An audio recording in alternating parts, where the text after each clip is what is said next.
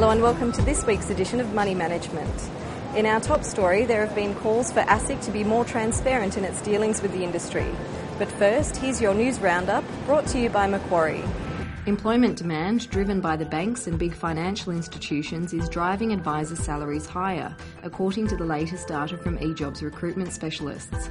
But the outlook for paraplanners is not as positive, with both demand and salaries for paraplanning roles falling over the last 3 months. Research conducted by Business Health and sponsored by Securitor found that despite troubled times, client retention and profitability in advisor practices remains positive. The research found advisors have branched out in their product offerings over the last 3 years, while only 3% of advisors had made claims against their PI insurance in that time.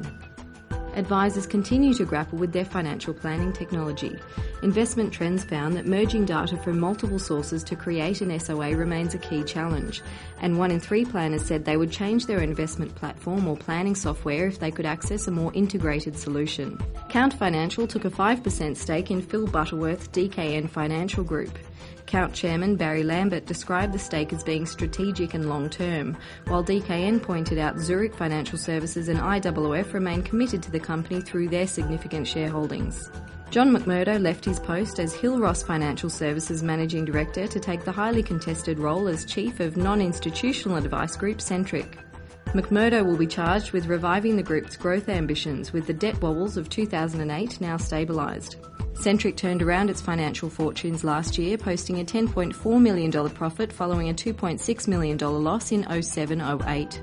Key superannuation bodies IFSA, ASFA and the AIST all repeated calls for a lifting of the superannuation guarantee to 12%, while the industry super network maintained the spotlight on fees and commissions. Meanwhile, the FPA and SMSF Group SPA lobbied the government in the lead-up to the 2010 budget, with both taking a particular focus on superannuation concessional contribution caps. The FPA also repeated its calls for an increase in the SG, as well as arguing that financial advice costs should be made tax deductible.